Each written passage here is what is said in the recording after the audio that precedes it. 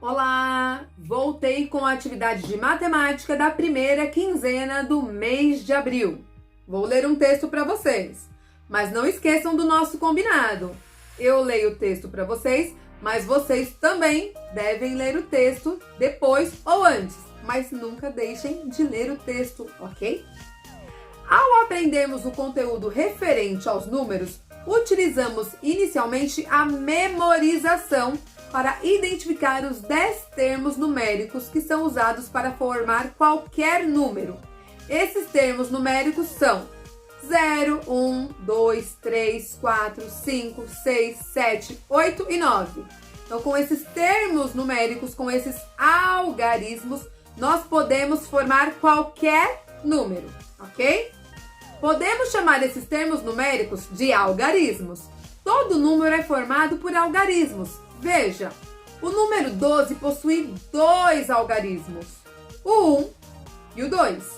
Já o número 236 possui 3 algarismos, o 2, o 3 e o 6.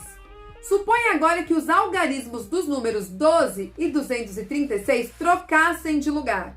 Então, nós vamos usar os mesmos algarismos, lembra? Para formar o número 12, nós usamos o algarismo 1 e o 2. Mas se a gente trocar de lugar, será que muda? Vamos observar. Para o número 12, obteríamos o número 21. Já para o número 236, então agora a gente vai trocar o 236 de lugar. Cada um dos algarismos do 236, nós vamos ir trocando de lugar para ver, será que continua o mesmo número ou muda? Obteríamos os seguintes números: 263, 326, 362, 623 e 632. Puxa vida, quantos números nós conseguimos formar só trocando os algarismos de lugar? Você já tinha prestado atenção nisso? Observe que quando trocamos os algarismos de lugar, tanto no número 12 quanto no número 236, surgiram novos números. Você deve estar se perguntando por que isso aconteceu. A resposta está no conteúdo referente ao valor posicional de um algarismo. Para sabermos o valor posicional de um algarismo, utilizamos as ordens e as classes, que se encontram no quadro de ordens, que também é chamado de QVL, quadro, valor de lugar. Aí tem uns exemplos aí, vou colocar para vocês.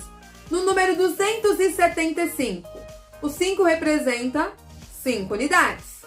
O 7, 7 dezenas ou 70 unidades. É a mesma coisa, tá, pessoal? 7 dezenas e 70 unidades é a mesma coisa, tá? E o número 2 representa o quê? 2 centenas ou 200 unidades. O número 752. O 2 representa quanto? 2 unidades. E o 5? 5 dezenas ou 50 unidades. E o 7? 7 centenas ou 700 unidades. Se vocês prestarem atenção, eu coloquei por enquanto 2 números, o 275 e o 752. Para formar esses 2 números, né, nós utilizamos os mesmos algarismos. Porém, eles são trocados de posição, trocados de lugar dentro do número. E quando eu troco a posição, eu troco o lugar que eu coloco cada algarismo, muda o valor dele, ok? Vamos ver mais um exemplo com os mesmos algarismos, porém trocando os lugares, trocando as posições deles dentro do número. 527. O 7, 7 unidades. O 2, 2 dezenas ou 20 unidades. O 5, 5 centenas ou 500 unidades. Então, vamos pegar um dos algarismos? O algarismo 2. Lá no primeiro número, no 275, ele valia 2 centenas. No número 752, ele vale 2 unidades. No número 527, o 2 vale 2 dezenas. Então, olha só. Primeiro, ele valia 2 centenas. No segundo número, 2 unidades. E no terceiro número, 2 dezenas. Então, sempre é o algarismo 2? Sim, é o algarismo 2. Só que dependendo do lugar, da posição que ele ocupa, muda o valor. Por isso, o valor posicional. Dependendo da posição, muda o valor daquele algarismo, ok? Copie e responda em seu caderno. Observe os exemplos. E aí, então, vocês vão ter alguns números para vocês colocarem quanto vale cada algarismo. Porque a gente não fala 465? Então, 4, 400. O 6, 60. E o 5, 5 mesmo do jeitinho que a gente falou, tá? Então, você vai fazer isso na primeira atividade. Aí, depois tem outro exemplo.